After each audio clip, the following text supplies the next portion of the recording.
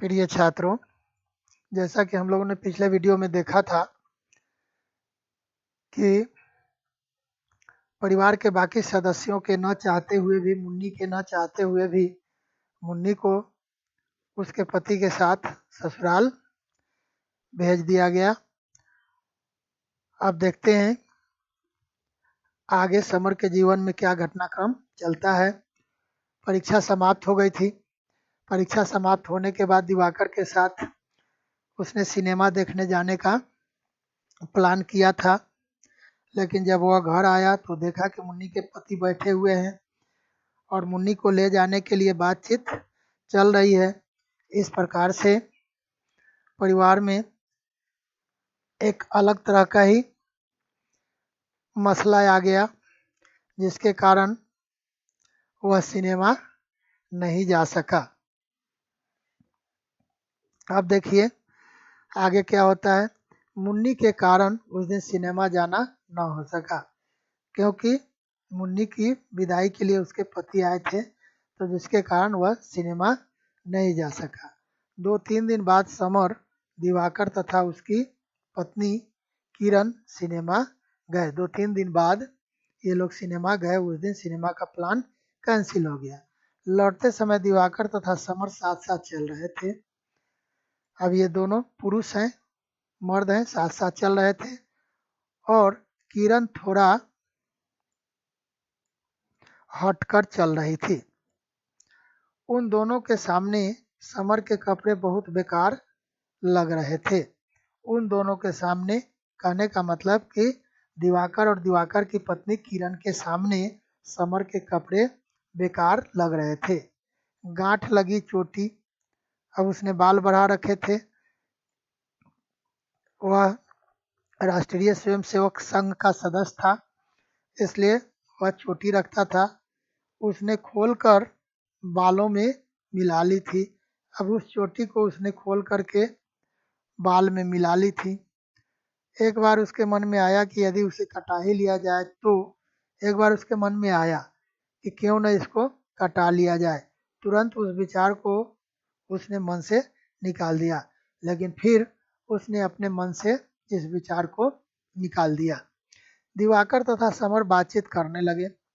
जैसे ही दिवाकर ने पूछा कि वो आजकल क्या कर रहा है, समर को भाई साहब की बात याद आ गई। अब दिवाकर ने पूछा, परीक्षा तो समाप्त हो गई थी, ऐसे ही अभी बैठे रहना था।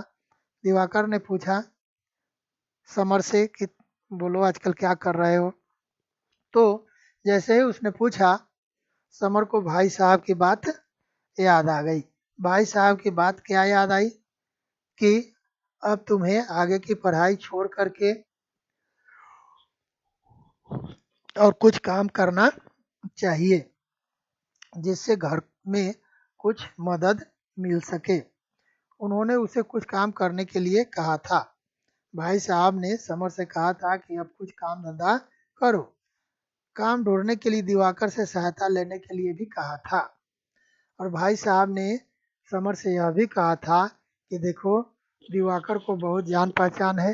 दिवाकर के पिताजी पुलिस में है। दिवाकर से कहो कि वह अपने पिताजी से कहकर तुम्हें कहीं कोई नौकरी लगवा दे। समर ने दिवाकर से पूछा कि क्या करना चाहिए। अब समर खुद दिवाकर से पूछ रहा है कि अभी तो कुछ नहीं कर रहा हूँ, लेकिन तुम ही बताओ कि अब मुझे क्या करना चाहिए। उसने दिवाकर को बताया कि शायद वह आगे नहीं पढ़ पाएगा। समर ने दिवाकर से बताया कि लग रहा है कि अब वह आगे की पढ़ाई नहीं कर पाएगा। दिवाकर एक अमीर पिता की संतान है, कहने का मतलब कि एक धनी बाप का बेटा है दिवाकर। वह रिजल्ट तक का समय किरण के साथ मस्ती से व्यतीत करना चाहता था। जब तक रिजल्ट नहीं आता है, तब तक वह अपना जीवन मस्ती के साथ अपनी पत्नी किरण के साथ बिताना चाहता था। किरण प्रभा से मिलना चाहती थी। अब दिवाकर की पत्नी जो किरण है, वह समर की पत्नी प्रभा से मिलना चाहती थी, पर समर ने उसके मायके जाने की बात कहकर उन्हें टाल दिया। लेकिन समर मिलवाना नहीं चाहा, इसलिए यह कहकर टाल दिया कि प्रभा अभी यहाँ नहीं है, वह अपने मायके गई है। वह अपनी पत्नी से मिलवाना नहीं चाहता था क्योंकि उसकी पत्नी प्रभा के शरीर पर अच्छे कपड़े नहीं होते थे और पैसे भी इतने नहीं थे कि कम से कम किसी गेस्ट वगैरह, अतिथि वगैरह के, मेहमान के आने पर अच्छे कपड़े पहन लिए जाए, उसके लिए भी उसके पास कपड़े नहीं थे। समर को यह देखकर बुरा लगा कि दिवाकर अपने ही सामने अपनी पत्नी किरण से अपनी माँ की बुराई सुन रहा था। अब समर को यह सुनकर बुरा लगा कि जो दिवाकर है वह अपनी माँ की बुराई अपनी पत्नी के मुंह से सुन रहा है। दिवाकर के सामने ही दिवाकर की पत्नी दिवाकर की माँ की बुराई कर रही थी और दिवाकर उसको चुपचाप सुन रहा था। यह समर को अच्छा नहीं लगा।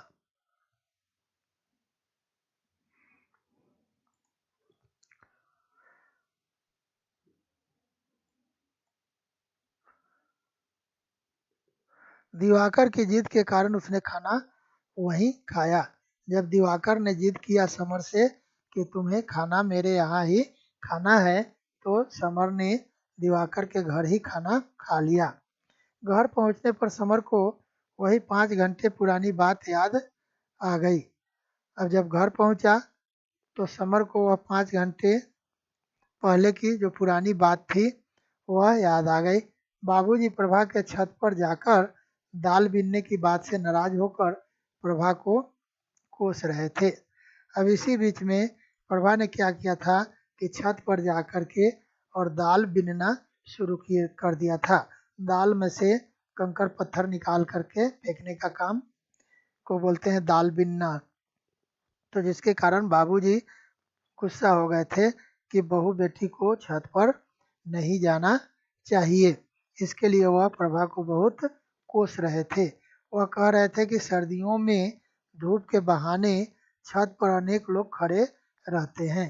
सर्दी का महीना है और धूप के बहाने बहुत सारे लोग अपने अपने घर की छत पर खड़े रहते हैं और वहाँ बहू बेटियों का जाना अच्छा नहीं है। प्रभा सिर झुकाए सब सुन रही थी। तभी अम्मा ने आग में घी डालने का काम किया। आग में घी डालना, पिछले वीडियो में भी मैंने इसका मतलब लिख दिया था। आग में घी डालना, इसका मतलब होता है, यहाँ पर जगह नहीं बनेगी, देखता हूँ। झगड़ा को बढ़ाना, है ना। अब मैंने यहाँ लिख तो दिया, देखिए यहीं पर जगह बना रहा हूँ। हाँ, आग में घी डालना। तो माँ ने आग में घी डालने का काम किया, झगड़ा को और बढ़ाने का काम किया। और उन्होंने कहा, उन्होंने प्रभा के चरित्र पर उंगली उठाई। उन्होंने प्रभा के कैरेक्टर पर उंगली उठाई। उन्होंने कह दिया कि इसके चाल चलन अच्छे नहीं हैं। प्रभा ने आंख उठाकर माँ की ओर देखा। गुस्सा हुई क्योंकि वह वैसी नहीं थी जैसी माँ समझती थी और माँ जी ने उसके चरित्र पर उंगली उठाई थी। बाबूजी पांडे जी की लड़की के भागने की बात कहकर चले गए और बाबूजी ने उदाहरण दे दिया कि पड़ोस में ही एक पांडे जी थे जिनकी लड़की भाग गई। भाग जाने का मतलब होता है बिना शादी विवाह किए किसी लड़का के साथ भाग जाना। माँ ने भाई साहब से सारी बात पूछी। माँ ने भाई साहब से सारी बात पूछी। भाभी ने घूंघट उठाते हुए अम्मा से कहा। अब भाई साहब ने भाभी से सारी बातें पूछी। कहने का मतलब क्या पूछी कि आखिर हुआ क्या है, आखिर प्रभा ने किया क्या है कि बाबूजी इतने गुस्से में हैं और माँ इस तरह से बोल रही हैं। तो भाभी ने घूंघट उठाते हुए अम्मा से कहा, क्या कहा, ये पढ़ी लिखी लड़कियां जो न कर ले सो थोड़ा है। कहने का मतलब कि पढ़ी लिखी लड़कियां ऐसी ही होती हैं। भाभी ने शॉर्टकट में बता दिया कि ये पढ़ी लिखी लड़कियां जो न करे सो थोड़ा, कहने का मतलब कि वह कुछ भी कर सकती हैं। माँ ने प्रभा के दिल पर चोट करते हुए कहा, माँ ने प्रभा के दिल पर चोट करते हुए मतलब दुख पहुंचाते हुए कहा, क्या कहा, इन्हीं लक्षणों के मारे खसम देखता तक नहीं है और बहुरानी को चढ़ी है जवानी। अब माँ ने ताना दे दिया, कहा कि इसके इसी लक्षण, लक्षण कहने का मतलब यहाँ उसके व्यवहार के, यहाँ लक्षणों लिख दी हैं, वो थोड़ा गांव की है तो गांव की भाषा बोलती हैं, ये लक्षण है ना। तो इन्हीं लक्षणों के मारे खसम, ये खसम का मैं मतलब लिख देता हूँ यहाँ। खसम का मतलब, चल बेटा तू इधर आजा, हाँ, पति। और यहाँ लक्षण का भी मतलब मैं लिख देता हूँ,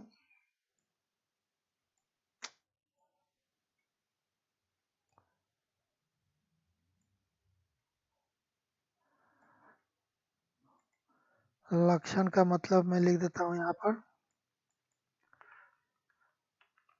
व्यवहार। तो इसके इसी व्यवहार के कारण इसका पति इसकी तरफ देखता भी नहीं है। किसका पति किसकी तरफ नहीं देखता है? प्रभा का पति प्रभा की तरफ नहीं देखता है, इसी व्यवहार के कारण। और इसको जवानी छाई हुई है। लड़का बेचारा सूख सूख कर लकड़ी हुआ जा रहा है, मरे तो मैं कल लड़के की दूसरी शादी कर दूं। माँ का कहना है कि इसके इस व्यवहार के कारण मेरा बेटा हमेशा दुखी रहता है और वह सूख सूख करके लकड़ी होता जा रहा है, मतलब दुबला होता जा रहा है। यह भी एक मुहावरा है, सूख कर लकड़ी हो जाना, ये भी एक मुहावरा है और इसका अर्थ होता है दुबला पतला हो जाना। इसका मतलब होता है दुबला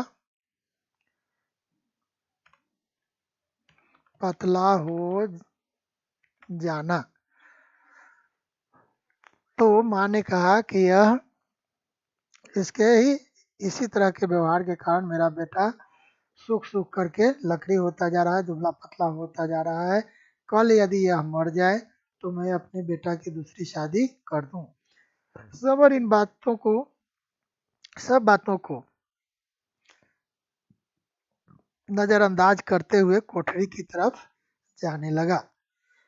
कहने का मतलब यह है कि सबर इन सब बातों की ओर ध्यान नहीं दिया, नजरअंदाज कर दिया और कोठरी की तरफ चला गया। लेकिन चलते समय जो कुछ मुन्नी ने कहा था वह शब्द उसके कानों में गूंज रहे थे। लेकिन जब मुन्नी यहाँ से विदा हो रही थी तो उसने कहा था कि भैया भाभी से बोलिएगा, है ना, उनका कोई दोष नहीं है। शब्दों का अर्थ समझ नहीं आता था पर भीतर बेचैनी महसूस हो रही थी। तो मुन्नी ने जो कहा था उसका मतलब तो उसे समझ में नहीं आ रहा था, उसकी बेचैनी हो रही थी। और इधर माजी जो प्रभा को बोलती जा रही थी उसका मतलब भी उसे समझ में नहीं आ रहा था, लेकिन उसे बेचैनी महसूस हो रही थी कि कुछ न कुछ तो गड़बड़ है। फिर वह सिनेमा चला गया था, फिर वह सिनेमा चला गया था। अब 5 घंटे बाद वह अपने के भीतर घर के फिर उसी घुटन भरे वातावरण में आ गया। आगे देखते हैं। तो अब 5 घंटा बीत गया, 3 घंटा तो उधर बीता था, जाने आने का समय सब मिलाकर के 5 घंटा समय बीत गया था। तो क्या हुआ कि अब वह फिर उसी माहौल में वापस आ गया, उसी तरह के वातावरण में, क्योंकि इसके घर में कभी भी शांति नहीं रहती थी। हमेशा कोई न कोई परेशानी, हमेशा कोई न कोई परेशानी किसी न किसी कारण से होती रहती थी। डरते डरते उसने घर का दरवाज़ा खटखटाया। डरते डरते घर का दरवाज़ा खटखटाया। अमर ने दरवाज़ा खोला और अमर ने कहा, क्या कहा? भैया तुम कहाँ चले गए थे? सारे घर वाले नाराज थे, सभी को फिक्र हो गई थी कि कहाँ जाने कहाँ चले गए। अब ये कॉलेज खुला ही नहीं था, परीक्षा चल ही नहीं रही थी, और वह अपने दोस्त के साथ सिनेमा चला गया था, और वह किसी से बताए हुए नहीं था, जिसके कारण यहाँ घर में सभी को चिंता हो रही थी। तो अमर ने दरवाज़ा खोला और कहा कि यहाँ सबके सब चिंतित थे, सबके सब नाराज हो रहे थे, और यही कह रहे थे कि पता नहीं कहाँ चला गया। मार्च का महीना समाप्ति पर था। मार्च का महीना समाप्त होने वाला था। ठंड कम हो गई थी। उन दिनों किवाड़ खोलकर अंदर ही सोया जाता था। उतनी गर्मी नहीं थी और उतनी ठंडक भी नहीं थी। आराम से घर के भीतर दरवाज़ा खोल करके सोया जा सकता था। समय 11:30 या 11:45 का रहा होगा। समय रात के 11:30 या 11:45 रहा होगा। समर को प्यास लगी थी। चारों तरफ देखा, पानी कहीं नहीं था, क्योंकि उस दिन प्रभा ने पानी नहीं रखा था, क्योंकि प्रभा बहुत उदास थी, प्रभा बहुत दुखी थी, क्योंकि बाबूजी ने भी भला बुरा कहा था और माँ ने भी उसके चरित्र पर उंगली उठाई थी। आज पता नहीं क्यों उसके लिए, मतलब समर के लिए, उसने खाना पानी नहीं रखा था। पता नहीं समर ऐसा सोच रहा है। प्रभा अपना काम भूलती नहीं थी, यह भी समर को पता है कि प्रभा अपना काम भूलती नहीं है, जो करना है वो करती थी। पानी ऊपर छत के दूसरे सिरे पर दीवार में निकले हुए पत्थर पर जरा सी आड़ में रखा था और ऊपर छत पर गया। वहाँ छत पर एक कोने में पानी रखा हुआ था। वह वहाँ पानी लेने गया तो देखा, अब पानी लेने छत पर गया तो देखा, सामने दीवार से लगा सफ़ेद सफ़ेद कपड़े पहने कोई बैठा था। अब वहाँ उसने देखा कि छत पर दीवार से सटे हुए सफ़ेद कपड़ा पहने हुए कोई बैठा हुआ है। यहाँ रात के 12 बजे प्रभा भयंकर ओस और पाले में अकेली बैठी रो रही थी।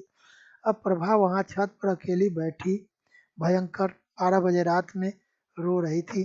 पानी पीते हुए समर के मन में यह सवाल टकरा रहा था कि आखिर यह इस समय यहाँ क्यों बैठी है। अब समर के मन में यह प्रश्न आ रहा है कि इस समय यह रात को 12 बजे छत पर क्यों बैठी हुई है। समर पानी पीकर लौटकर बिस्तर में लेटे लेटे करवटें बदलता रहा। फिर भी समर ने उससे पूछा नहीं कि यहाँ क्यों बैठी हो, क्यों रो रही हो, कुछ नहीं। वह पानी पी लिया और फिर अपने कमरे में आकर के लेट गया। रह रह कर उससे उसका मन सवाल करता कि आखिर रात के 12 बजे यूं अकेले में बैठी या रो क्यों रही है। अब बार बार समर के मन में यह प्रश्न आता कि रात के 12 बजे वह छत पर अकेली बैठकर रो क्यों रही है।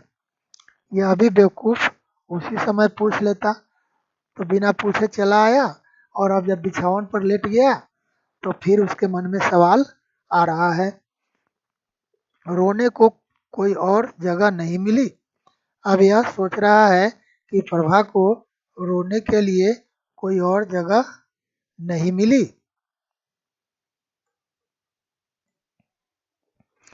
मगर आश्चर्य यह था कि बड़ी बड़ी बातें हुई थी। आश्चर्य यह था कि बड़ी बड़ी बातें हुई थी। न तो किसी ने बताया कि वह रोई थी, और न ही उसने ही रोते हुए देखा। अब इतनी सारी बातें हो गई थी, लेकिन घर में किसी ने समर को नहीं बताया कि इतनी बड़ी बड़ी बातें हुई हैं, और ये सारी बातें समर की अनुपस्थिति में हुई थी।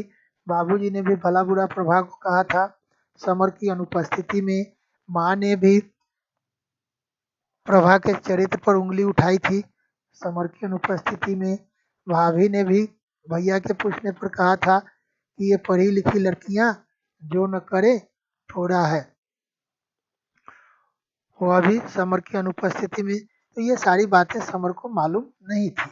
उसने सोचा कि इस सब में उसे सिर खपाने की क्या जरूरत। समर ने सोचा कि जाने दो, मुझे इसमें पढ़ने की कोई जरूरत नहीं है, इसमें अपना सिर खपाने की जरूरत नहीं है। तभी भीतर की गहराई से आत्मा ने धिक्कारा कहा, छी, नीचता की भी कोई सीमा होती है। तभी उसकी अंतरात्मा से एक आवाज आई। उसके कॉन्शियस ने उसे कहा, छी, अरे तुम इतने नीच हो, नीचता की भी कोई सीमा होती है। उसके मन में उल्टी सीधी बातें आती रही। समर के मन में उल्टी सीधी बातें आती रही। सिनेमा में बारूद से पहाड़ उड़ाने का दृश्य देखा था। सिनेमा में उसने देखा था कि बारूद से पहाड़ को उड़ाया गया था। घायल, भीत, घबराए स्त्री पुरुष चीख चीख कर भीषण कोलाहल मचाते इधर उधर भागे चले जा रहे हैं।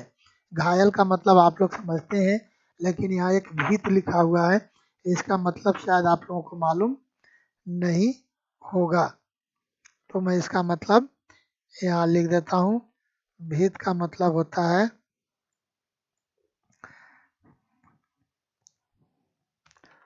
डरा हुआ। भीत का मतलब होता है डरा हुआ। तो उसने यह देखा था कि जब सिनेमा में बारूद से पहाड़ उड़ाया गया था तो कुछ लोग घायल हुए थे, कुछ लोग डरे हुए थे। घबराए हुए स्त्री पुरुष सभी चीख चीख कर भीषण कोलाहल मतलब जोर जोर से चिल्लाते हुए, शोर मचाते हुए इधर उधर भागे चले जा रहे थे। यह शोर इतना घना और ऊंचा है कि एक बात भी सुनाई नहीं दे रही। अब यहाँ जो अभी शोर है, उसके मन में जो शोर है, कोलाहल चल रहा है, तो तरह तरह के प्रश्न आ रहे हैं, उसमें उसे एक भी बात नहीं सुनाई दे रही है। इस कोलाहल में एक दो बातें ही वह सुन रहा था। जैसे सतीर के नीचे दबी मुन्नी चिल्ला चिल्ला कर कह रही है, भैया भाभी से बोलो। ये सहतीर जो होता है, ये जो हम लोगों के घर में जो छत डालने के लिए जो बीम दिया जाता है ना, उसी बीम को हम लोग सहतीर बोलते हैं। तो समर को ऐसा महसूस होता था कि जैसे वह लेटा हुआ है और उसकी छाती पर किसी ने सहतीर रख दिया है और वह सहतीर के नीचे दबा हुआ है। नहीं, यहाँ उल्टा मैं बोल रहा हूँ। उसको ऐसा महसूस होता था कि मुन्नी सहतीर के नीचे, अच्छा पहले मैं इसका मीनिंग लिखता हूँ, नहीं तो बाद में आप लोग भूल जाएंगे। इसका मीनिंग मैं यहाँ पहले लिखता हूँ। बीम इंग्लिश में लिख दिया हूँ। तो बीम के नीचे मुन्नी दबी हुई है और चिल्ला चिल्ला करके कह रही कि भैया आप भाभी से बात करो। दूसरी आवाज़ उसकी अपनी थी जो किसी घुटी जगह से आ रही थी। तो उसके मन में ही ये आवाज़ आ रही है। एक आवाज़ तो मुन्नी की कि मुन्नी चिल्ला चिल्ला कर कह रही है कि भैया भाभी से बात करो, और दूसरी आवाज़ उसकी अपनी आत्मा से आ रही है, जिसके कारण वह समझ नहीं पा रहा है कि उसे करना क्या चाहिए। नहीं, अभी तो बाहर ओस में रात के 12 बजे एकांत में बैठा कोई रो रहा था। अब उसके मन में आ रहा है कि नहीं, अभी रात के 12 बज रहे हैं, बाहर ठंडक है, ओस है और वहाँ बैठ कर के कोई रो रहा है तो हमें उसका हाल चाल जानना चाहिए। इन सबको भूलकर समर ने सोने का प्रयत्न किया, लेकिन वह सबको भूलने की कोशिश किया और उसने कोशिश की कि वह इन सारी बातों को भूल जाए और वह सो जाए, उसे नींद आ जाए। पर उसे लगा कि कोई मकड़े की तरह अपने पंजे गड़ाए उसकी छाती पर जमा बैठा है, लेकिन उसे लगा कि जैसे स्पाइडर अपने पंजे को, पाँव को जमा करके और दीवार पर बैठा रहता है, उस प्रकार से उसकी छाती पर कोई अपना पंजा जमा करके बैठा हुआ है। वह इस द्वंद और उद्वेलन की तूफानी लहरों पर झूलता रहा। द्वंद का मतलब मैंने पहले बताया था, मन में दो तरह के भाव उठना, एक करे और दूसरा न करे, है ना, इसको बोलते हैं मन में दो तरह के भाव। इसका मीनिंग कहाँ लिखूं, यही लिखता हूँ, दो तरह के भाव। तो उसके मन में दो तरह के, ये दो की जगह पर क्या लिख दिया,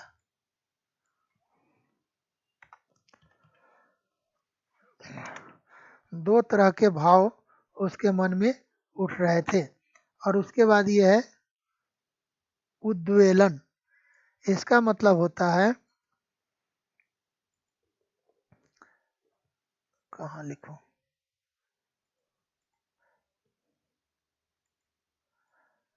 इसका मतलब होता है उद्वेलन का मन में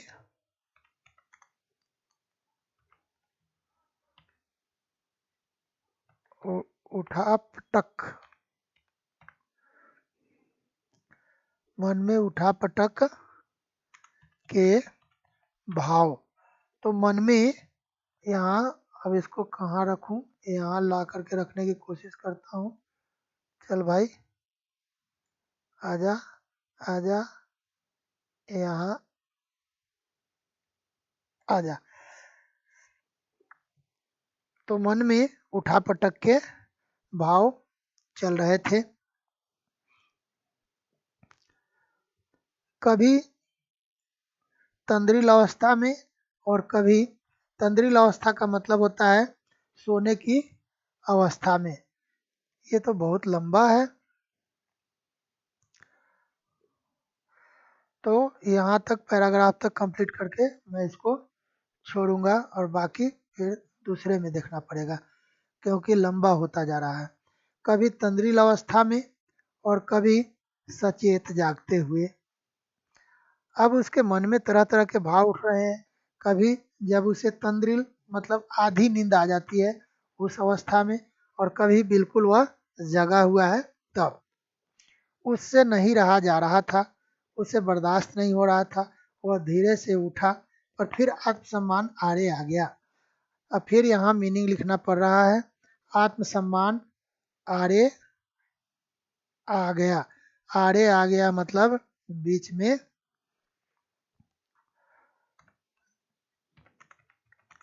बीच में आ गया। अब उसका आत्मसम्मान है वह उसे रोकने लगा, लेकिन उसे एक ओर हटाकर समर बाहर निकाल आया। लेकिन अपने आत्मसम्मान का ख्याल न करते हुए वह बाहर आया।